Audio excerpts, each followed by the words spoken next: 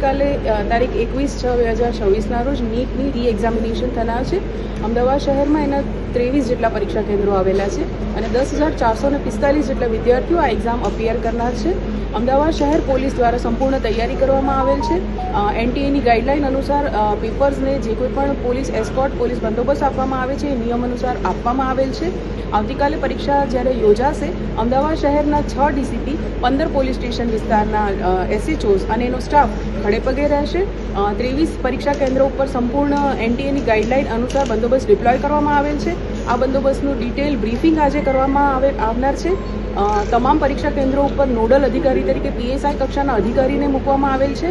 અમદાવાદ શહેર વિસ્તારમાં 14 જેટલા ટ્રાફિક પોલીસ સ્ટેશનના SHOs અને એનો તમામ સ્ટાફ ટ્રાફિકનું પૂરતું નિયમન કરશે અને વિદ્યાર્થીઓને 23 પરીક્ષા કેન્દ્રો ઉપર પહોંચવામાં કોઈ પણ પ્રકારની અગવડ ન થાય એના માટે તમામ બાબત સુનિશ્ચિત કરશે.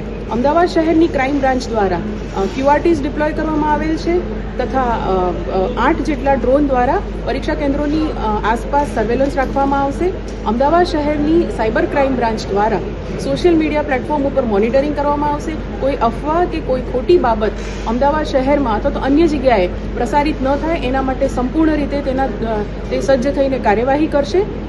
આ ઉપરાંત અમદાવાદ શહેર પોલીસ કંટ્રોલ રૂમમાં 23 પરીક્ષા કેન્દ્રોની આસપાસના જે કોઈ પણ CCTV કેમેરાસ છે એનું લાઈવ મોનિટરિંગ કરવામાં આવશે તથા અમદાવાદ શહેર પોલીસ કંટ્રોલ રૂમ 07925630100 અને 200 ઉપર પરીક્ષાર્થીઓને કોઈપણ પ્રકારની મુશ્કેલી હોય તેના માટે સતત અવેલેબલ રહેશે. આ ઉપરાંત એ 112 ઉપર પણ કોલ કરી શકશે.